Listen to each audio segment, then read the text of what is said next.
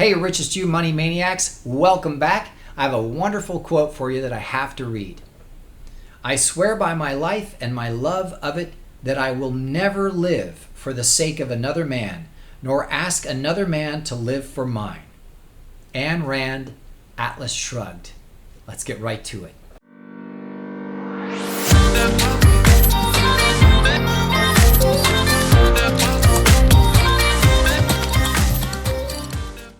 Hey, Richest, you money maniacs, welcome back. Tom coming at you. Listen, this quote is so powerful, especially to me personally, that I feel compelled to read it to you again and then describe to you what it actually means. The quote says, I swear by my life and my love of it that I will never live for the sake of another man, nor ask another man to live for mine. Ayn Rand, Atlas Shrugged. Now, just for the record, I've seen the movies and I've actually read the book. And the movies were done very well, but they come nowhere close to how impactful the book is, simply because of the details and the understanding of the thought processes that are involved in each of the characters. And if you're not familiar with Atlas Shrugged or Ayn Rand, what you need to understand, just kind of in a nutshell, is that she grew up in communist Russia. She grew up in a socialist environment where everybody was spying on each other and stealing from each other through legal taxes and this whole Marxist communist socialist platform. She lived through it and escaped it to come to the United States. She escaped to the United States and then saw in the 50s Americans starting to talk about communism like it was a good thing. And it was her worst nightmare to see this occurring in the country that she had escaped to and had come to love so much that they were beginning to think the same way. So she wrote this epic story about fictional characters that describes exactly what she saw when she grew up and what happens to economies when socialist and communist and Marxist theories are applied. Now, there's an important point right there. They are theories that have proven throughout history to fail every single time. Now, I've done other videos on that, so I'm not going to belabor that. What I wanted to talk about was the idea of this quote. So the quote comes from when John Galt is explaining, who is the main character, or one of the main characters, is explaining to one of the other main characters, Dagny Taggart. And she is one of the executives of the largest rail company in the nation, one of the few companies left at that point in the story. She's come to this valley where all of these intellectuals and producers are on strike. Basically, anyone that knows how to build or make or do anything of any real value has said, you know what? I'm not doing this anymore. I am not going to produce and have you tax me so that other people can live for free. That's the story. That's what the message is about. So they go on strike and they live in this valley, Galt's Valley. And there he has a generator that he's invented that creates power all day long without, it's almost like a perpetual motion machine. It just creates energy for the entire valley. And everybody pays him gold or silver to be able to use his electricity to run their home and run their business and things like that. And it's this hidden valley that nobody knows about, but she finds a way to get there. And when she gets there, John Galt takes her up to the generator and says, now, for me to show you this secret technology, you have to recite the oath, the striker's oath. This oath, the quote that I just read, I swear by my life and my love of it that I will never live for the sake of another man, nor ask another man to live for mine. That's what she has to say out loud, or the door won't open. Only when he says it does the door open, but he doesn't show her the motor and how it generates the power. But she says at that point in the story, I don't agree with that. I don't think that's necessarily true. I think that you should, if you're successful and you produce a lot, you should, morally, you should be required to share what you make with the rest of the world, with those who are less fortunate. And he says, well then, I agree that we disagree. I can't show you the motor, and you can't stay in the valley. You'll have to leave. So she does, and the whole point of that conversation is to prove who's right. In the story, of course, John Galt is the one who ends up being right, and Dagny has proven that she is wrong because the country falls apart. as more and more people take on the socialist mentality and the communist thought process, which is, well, it's not my job, so I just don't take care of it.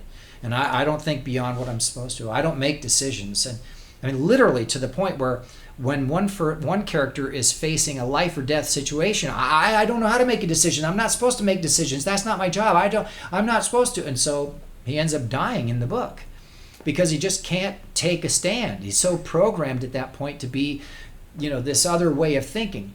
And that's not my point. My point is the quote, right? I swear by my life and my love of it that I will never live for the sake of another man. What does that mean?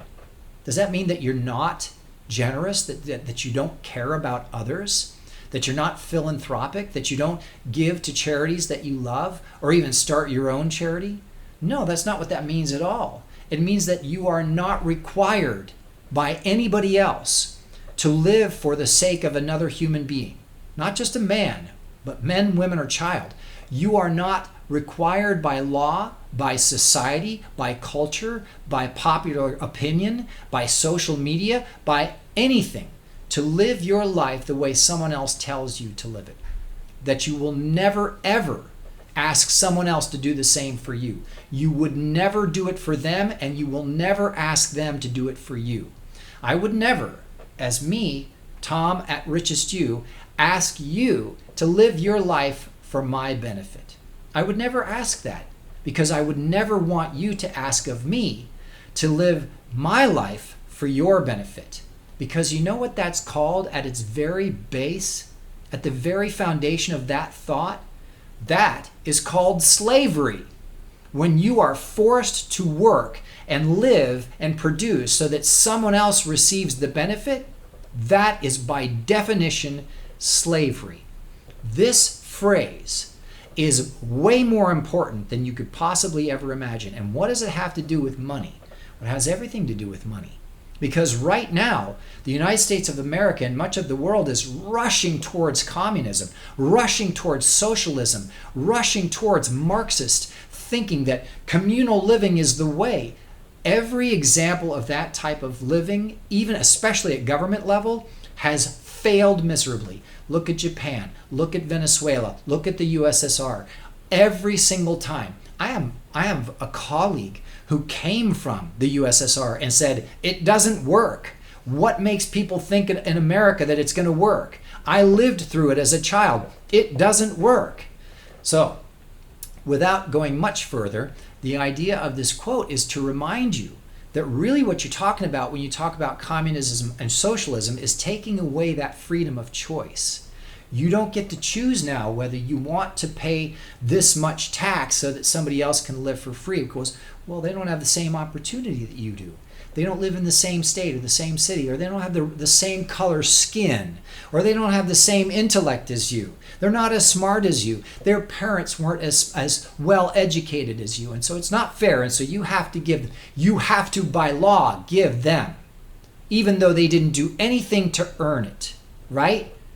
You are now their slave legally. Now listen, I'm not going to go into this too much, but I'm going to mention it just very briefly right here. Income tax. When you tax a human being's worked wages, that is slavery. And I thought, if I checked last time, slavery in the Constitution is illegal, except they call it income tax because income and wages are supposed to be defined as two separate things. But that's a whole nother video. But just real quickly, they started the income tax to be able to pay for war. And they said it was going to be temporary. I think I've discussed this before. Anytime the government does something, it's never temporary, especially when it means that you have to pay more. They love saying it's temporary so that you don't freak out. Okay, so it was supposed to be temporary. It is illegal, unconstitutional for them to tax your wages, so they redefined your wages as income. Because income means if you bought real estate and sold it at a higher price, you didn't necessarily work hours to make that price more. You just happened to take advantage of the market. I mean, you did work, right? You sold the house. Took time and effort to make that happen. But they don't see it that way. Or if you make money on dividends on a stock that you own and the money just comes in month after month, that's income. Capital gains income. That is constitutionally taxable. When you work for an hourly wage to receive currency hourly for wages for work that you do, that is unconstitutional to tax because it is technically defined as slavery. You are now a slave to the government. You must work to pay the government. In fact, nowadays people work 3 or 4 months a year just to pay the government. But again, that'll be a different video. So back to this phrase and why it stuck out to me as so important. I believe that if enough people start to realize and use this motto, this oath, as their own personal reminder of how things really should be set up, it will set their minds free and open their perspective to the idea that I can take care of myself first, and then I have the choice to help out my neighbor if I want to. Because then the energy behind it then is of real true generosity from inside your heart and not being forced by cultural pressure or legal pressure or just even religious pressure. Because you're successful, you are a good model. You don't even have to give money. You don't have to tithe once you're successful. The best thing you've done is to be successful and be that good model for people to follow. You've shown others that you can start from nothing and create an empire. That is the best model you could ever give. That's the best gift anyone could ever give the world. Look, I came from nothing and I built something up. Look, if you do this and you stay focused long enough, you can do it too.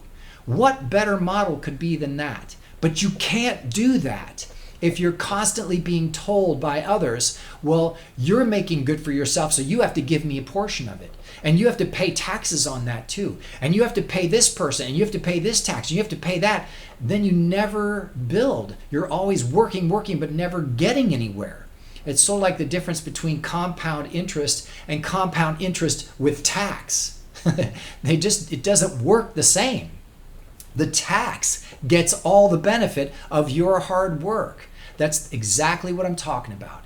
So until you're able to understand and adopt this motto, you will forever be a slave to your neighbor. You will forever be a slave to the politicians. You will forever be a slave to your culture or your religion or your community.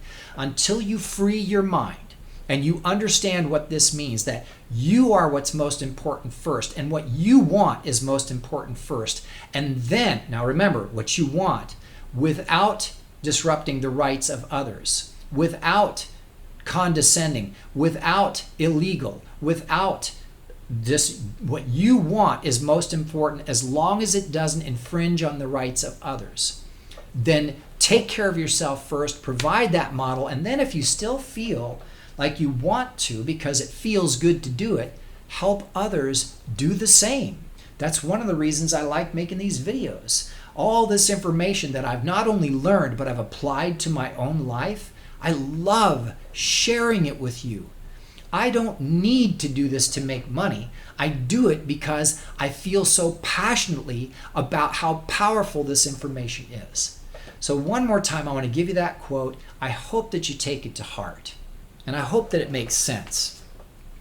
I swear by my life and my love of it that I will never live for the sake of another man, nor ask another man to live for mine. So there you have it. I hope that this video was helpful in trying to understand not only what that stands for, but how it could apply to your life and how it could benefit you. If you liked the video, please give it a thumbs up. And if you haven't already, subscribe to the channel. We're always putting up new material every week. We'll see you again real soon.